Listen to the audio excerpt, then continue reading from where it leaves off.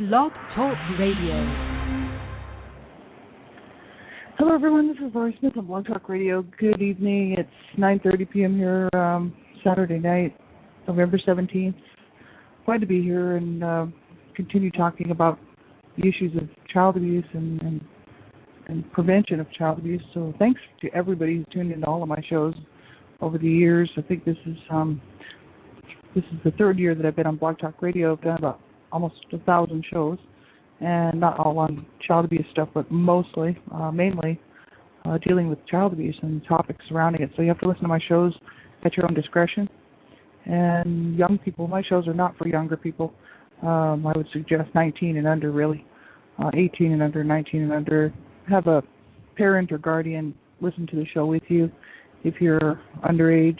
You know, that way they can help you decide whether or not you should be listening to the show. Really, my shows are adult topic related, talking about abuse, very sensitive material. And if you're sensitive to the subject of abuse, sensitive to the issues that it may trigger you or, bother you, then please don't listen to my shows. My shows are for people who are okay, and know that they're okay to listen to my shows, right?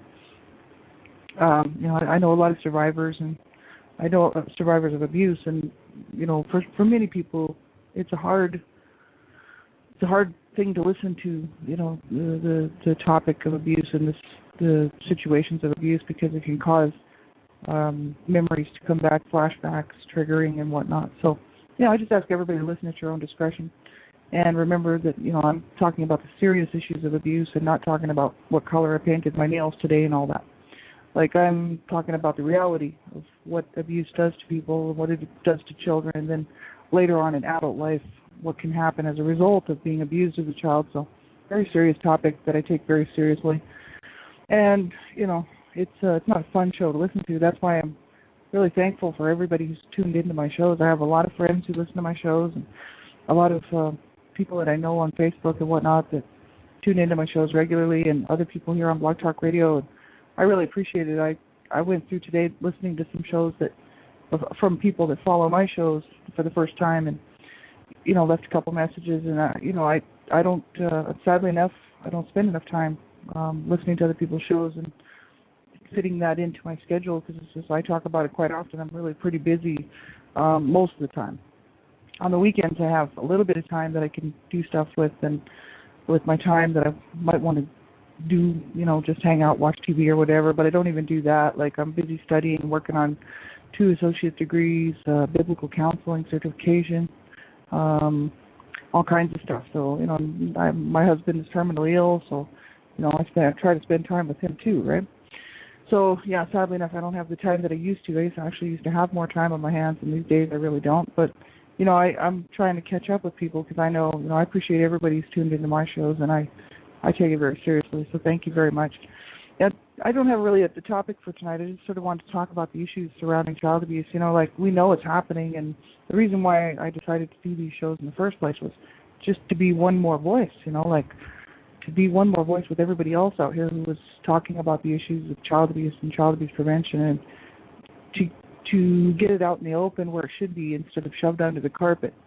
Nothing will ever change as long as it's not talked about. As long as the lawmakers and the powers that be that can actually make these changes and try to help the situation to help stop child abuse, as long as everybody's remaining silent, well, nothing's going to get done. So we need to talk about this stuff. We need to talk about it in the political realm. We need to talk about it in the social realm, and that's where I'm generally talking about it, because I'm not involved in lawmaking or politics. I'm basically out here talking as one survivor who knows what it's like to be abused and knows what these poor kids out here are going through right now, a general idea of what it's like for these children, and that I survived and I have a voice, and, that's, I thought, I have a voice, I can use it, I can speak out against this stuff, and I can talk about this stuff, and hopefully, show that other people that may not have even thought about it, that, we do have a voice, and we do have, all of us have something that we can do to try to help this situation.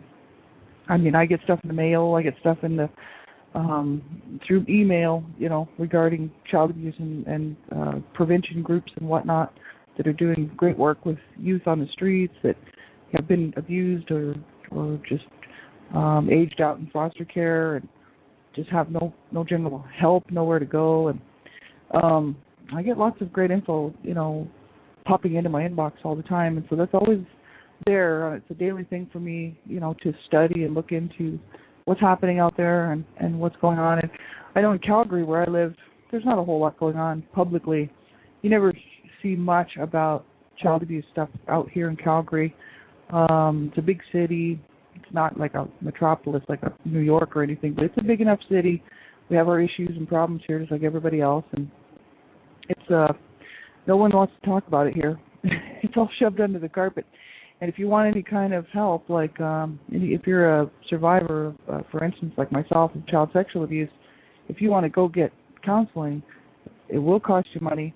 And if you want to join a support group that isn't even counseling related, just a support group, you have to pay money as well. So it's not free. So there's really not a whole lot of resources for people out there. There's really not a whole lot of help. I really wanted to start a couple of groups up here myself. I haven't been able to do it. I don't have anyone who's willing to stand with me on it, and you generally have to have 2 to 3 people involved with when you're starting a not-for-profit, right? Or a nonprofit, or just even starting a support group. It's hard because nobody is talking about this stuff. It's all pushed under the carpet. And yet, where I live, here in Calgary, the domestic violence shelters are full all the time. They're full all the time. And there's many in the city. There's not just one.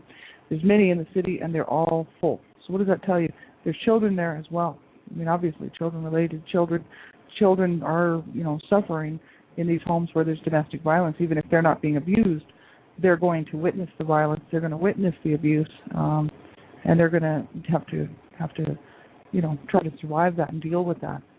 And so there's always, the possibility that children will be involved too. And then there's children being removed from homes. I know a couple of years ago I was involved with a group, and this lady was one of these people that actually go in and get the children out of the home who have been abused, right?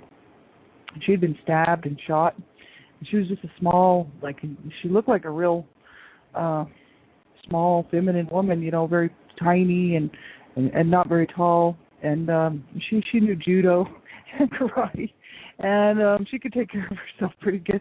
And she said, yeah, it's dangerous job going in there to take children out of a home where the children's being abused, because the abusers, just because they're abusing their children, don't necessarily want to let them go. They want to keep their children so they can keep abusing them. That's what my parents did.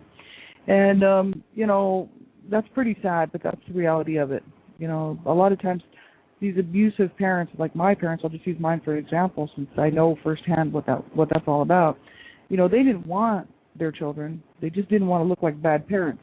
So when the courts were going to take us out of the home and remove us, my parents, basically threw a fit and said, no, don't take our children, my mom especially. And, they're all we have, and, we'll go along with what we have to do with the social workers and whatnot, we'll go to counseling. They promised that they would do all these things that the court appointed for them to do, and they didn't want us. It's just that they didn't want to look like bad people. That was a big, to the public, they played a real good game of looking like 2 really decent people. My dad was a Christian. My mom was this real friendly neighbor who would bake cookies and pass cookies out to the neighbors and the neighbors' kids, and she was always talking to the neighbors and having coffee with the neighbors, and she would come home and beat the shit out of me, or beat the crap out of my brother, or threaten to kill herself, or whatever, right? And then go back over to the neighbor's house and, oh, poor me, woe is me, look at my life, Just a cycle that my parents were used to playing that game, and they played it the whole time I was growing up. And they played it, and they played it. They played it before that. They had been playing it for years, So it's sad because children are caught in that mess, and quite often they're not wanted. And like my parents could have easily just given us up, and moved on their merry way, and we could have got some counseling, got some help. But that's not always the case, We know that kids are removed from homes, taken out of abusive situations, and put right back into another set of abusive situations. We know this. This happens all the time, whether it's institutional or or foster homes or whatever. It's really, I mean, it's absolutely horrific. It's unacceptable, and it's these kids' reality, right? And that's why I'm talking about this stuff, because it's a reality. I mean, growing up, I knew so many kids in my neighborhood who just lived within a few blocks of me, whose parents were so involved in their own lives that they mistreated their children. Some of it was neglect, some of it was physical abuse, some of it was sexual abuse. I know what was going on. My friends and I used to talk, and I used to see some stuff that was, and I grew up that way, so we all grew up that way. So we all started doing drugs, and we all grew to carry a lot of hatred in our hearts, and we all caused a lot of problems and trouble around the city. And, we're just shy, all of us, of getting, going to jail. Just we were not up to any good. And none of us had very good home lives. And I had a couple of friends, actually, probably about 4 or 5, that throughout my youth that I could see that their families were pretty good, and I noticed the difference. I was like, wow, just look at the difference between that family and my family, and it was very noticeable to me. And so, I mean, it's kind of sad that many children, just within my lifetime that I grew up with and knew, were being abused. And all the ones that I think about in elementary school that I went to school with, how many of those children were being abused as well? I don't know, And I never even talked. I rarely opened my mouth until I hit about the age of 12, especially in school. I was just a really freaked out kid, growing up in this insane situation, that I really didn't know how to cope and how to deal with. So it was horrible. And it had a huge effect on my family. I mean, not just me, but my whole entire family.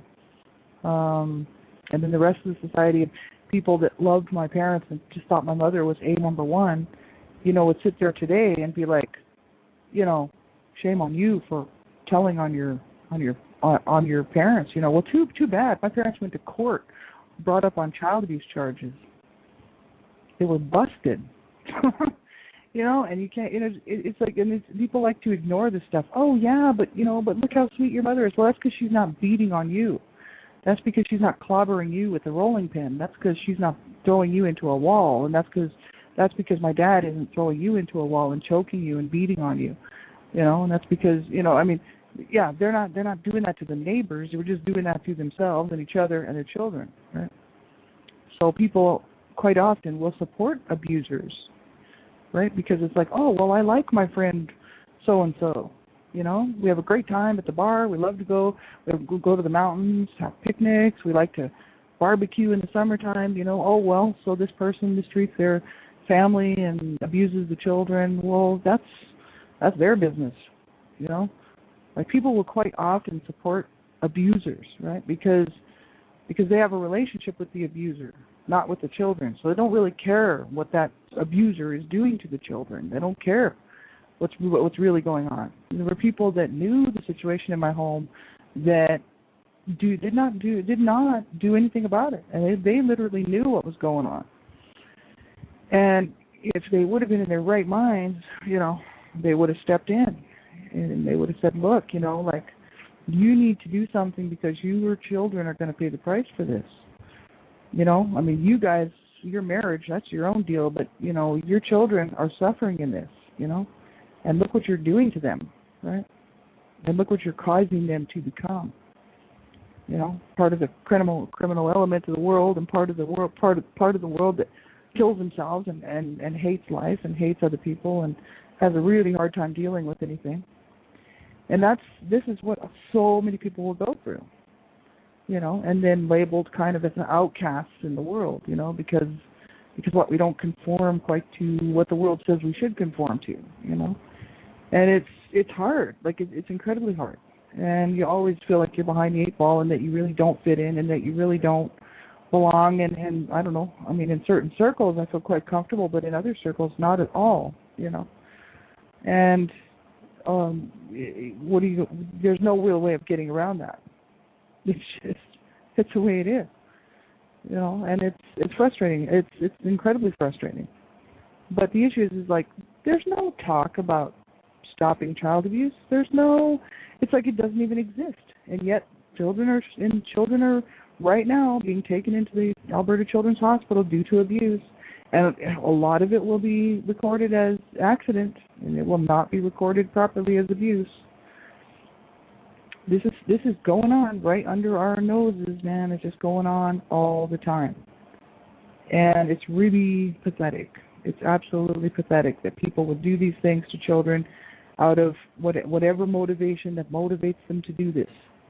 You know, to hurt their children or another child, right? Even if it's not their own.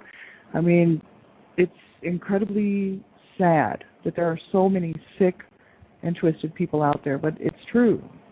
And the world doesn't want to think about that. And so that's why I'm thankful for, all these groups out here who are doing anything to try to make a difference. And all these individuals, not just groups, but I know lots of just like public speakers like myself who just get out there and start making noise about this wherever they can. I'm just using Blog Talk Radio as a format because there's nowhere else to do this. Where are you going to do it? Where are you going to speak out? I'm hoping that years down the road, somebody will snag my shows and say, whoa, listen to this, man. Like, this is what we all should be doing. Like everybody. Because this is really ridiculous. The children are paying the price. I know so many survivors. That's the whole issue. And I know what their lives are, what they're going through. And so many of them are so deeply wounded. And they are so unable to cope with life. And that's very, very sad. It really is. And I talk about my story like lots on here and what I went through and even up to the age of 42 until I decided to turn it around and change the way that I felt about myself and the way I felt about life and to try to live, So some people can't do that. And so they suffer on and they suffer on, and it's incredibly horrible what this stuff does to people. And the sad part is the abusers generally have no remorse for what they did, and they don't care. It's all about them, right? It's all about them. It's just like my parents. That's why I talk a lot about this, because it's so important for people to realize that abusers are sick, right? They really are sick because they're thinking of themselves only, or they wouldn't have done what they did in the first place. They wouldn't be able to live with themselves knowing what they've done to their children or to their spouse or to their boyfriend, girlfriend, whatever, They would be so mortified at what they had done if they actually cared about somebody else other than themselves, right? Abusers are quite often just very self-centered, very controlling, self-centered, ignorant, really mentally sick people who think that everything should be about them. That's why they hurt their children. That's why they hurt their partners. And then they sit back and they say, well, what about me? Especially after they've been called on it and caught, busted, and, busted for abusing whoever they were abusing. And then they sit there and they say, well, they did this and they did that, and they're making my life so miserable. And what about me? What about me? Not the fact that they've busted their child's head in and their child now has to go for brain surgery and also have to repair a bunch of broken ribs and possibly liver damage. And after finding out the child's been sexually abused, the abuser will sit there and say, well, what about me? They don't care about that child. They don't care what they've done to that child. My mom did not care that she hurt me. My mom didn't care. She didn't care that my brother sexually used me. She didn't care. She did not care. Abusers do not care. My dad, to this day, still does not care at all what he did to his sons, what he did to his wife. He's very mentally ill. He's very sick, or he's psychologically ill. I don't know what the deal is, but he's very. When he was diagnosed borderline schizophrenic and borderline personality disorder and all kinds of stuff, but he's a sick man. He's very sick, and he, to this day, he's 2 or 3 different people. Sometimes he's a Christian, sometimes he's the devil, and sometimes he's this guy who still wants to be like he was when to his children and to his wife, calling my mom a whore and a slut and all this stuff. She's been dead how many years now? he's so screwed up. And why the courts allowed us to stay in the home, I don't know. But it's too late. It's done. And this is going on all the time. Then, there's all these cases out there where nothing is done. And there's no one will even know about the abuse. And the child will somehow grow up with the children, and they will somehow make their way into their young adulthood, and they will somehow make their way into their adulthood. And some of them will never, ever disclose that they were abused. And so no one will ever know about it. And so it's really sad. It's really discouraging, that people can hurt children out of some sort of need to fulfill their own need, whether it's sexual or physical or whatever, or even emotional, psychological abuse. To fulfill their own needs, they will hurt and abuse another, their own child or somebody else's, and they won't care. They won't feel bad about it. And the rest of the world looks on and says, oh, well, child abuse? Well, what's that? Like as if. I mean, it's absolutely wrong. And it's really sad that it's only played out, and the only time we ever hear about it is after a child's already been abused. And the headline makes the newspaper that the child's been killed and murdered, or the children, and or that they're in the hospital due to the abuse. We don't hear hardly anything about prevention. We don't hear hardly anything about how to keep your children safe outside the home against, stranger danger type stuff, or, babysitting. There's hardly anything out there for people to see that this is going on, and we need to look out for children. See, it's obvious that the abusers are not going to look out for their children, right? They're the ones that are abusing and hurting their children or their child or whatever, or somebody else's child, so they're not going to look out for them. So it is up to the eyes that looking in on that child to look for the signs and symptoms and be aware that, child abuse is happening, and it does happen, and it happens wherever the child is.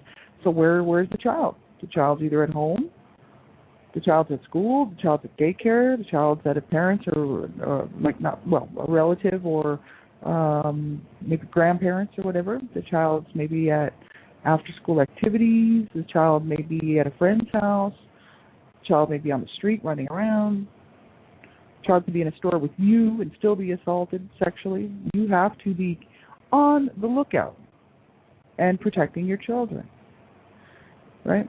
And so if you have children, you need to do that for them.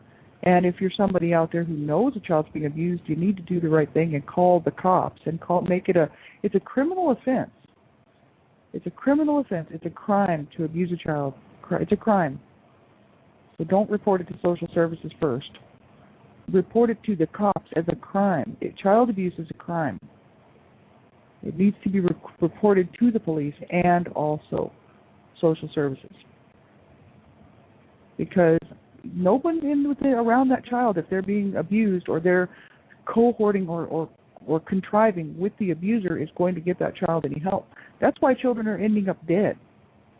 Someone knows the child's being abused, but somebody's not saying something. Somebody knows the child's being hurt and wounded and abused, or even psychologically abused, and no one's doing anything about it. And this is really sad, because it's like, if you know a child's being abused, how can you sit there and allow it to happen? It's sad state of affairs. And it's just been going on forever, right? But we have the technology now that we can spread this message all over the place. Whereas, years ago, it wasn't even talked about. It's like, oh, well, we have to keep this in the family. It's like, yeah, I guess, backwoods thinking, keep it within an abusive, destructive family. Well, a lot of good that does. You know what I mean? Like, that won't change anything. So we have to do this. You know what I mean? Like, this generation. I'd like to see this generation do it. But, hey, even the next 10 generations, if they can do something, that would be great, because it's got to change. I don't have time. I don't have time to go be a social worker. I don't have time to do the studies. I'm getting old, man. And it's like I don't have time to become a lawyer. Right? But what I can do is raise my voice, and I can support groups out here who are doing this work. And that's what we all can do. And you don't even have to support them financially, because half of us don't have any money. But support their work. Pass the information around. Spread the word. Get a T-shirt. Whatever you got to do. Watch out for children. Look out for them, right? If you work with children, know the signs and symptoms. Educate yourself. Become educated regarding the issues that surround child abuse. Open up your eyes to the fact that this is happening, and it's going to continue to happen. And the people that are supposed to be taking care of these children, that people would think, well, how could a mother do this to their child? Yeah, exactly. How could they? But they do, right? People say, oh, how could a father do that to their child or to their children or to their wife, or how could a wife do that to their husband? Well, they do, right? And it's not going to stop, because there's so many really psychotic, sick people out there who are just willing to hurt somebody to get their way, or to make sure that it all happens the way they want it to. That's what it's all about. It's about control, mainly. And it's about selfish needs, selfish desires. No one would sexually use a child if they weren't being selfish. It's like, oh, well, that's exactly what it's about. I was raped as a child, I know. It's about meeting their needs. My dad raped my mother in front of me. It was about meeting his needs. He didn't care if she was crying and screaming at him to get off of her. He didn't care. He was forcing himself on her. He literally forced himself on her. She was fighting him, right? And, this is the thing. People don't care. If they want something, they're going to take it, So my mom wanted us to be quiet or not to come in the kitchen. Well, you got your ass beat, right? It's like, yeah, I want my peace and quiet, so I'm going to kick your ass. I'm going to throw you outside. I'm going to call you names, and then you better stay outside, right? That was how I was treated all summer long, pretty much, while I wasn't in school. And so, what are you going to do? Nobody cares. The world looks on.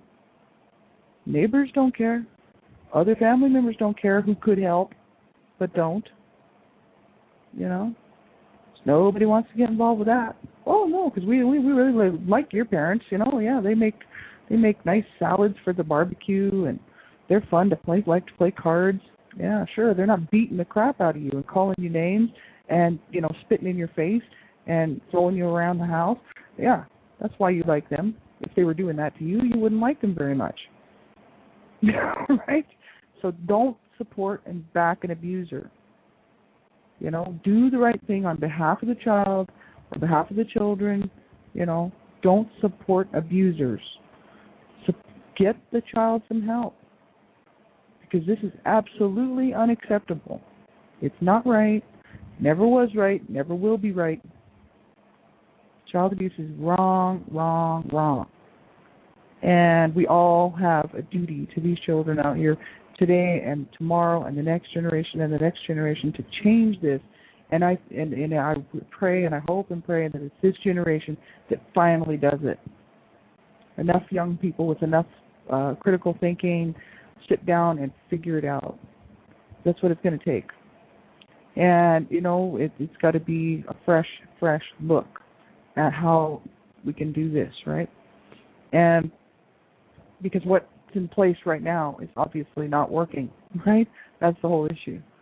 So, look out for the children, learn the signs and symptoms, support these other groups out here that are doing great, great work, and just use your voice, get involved, help where you can, right?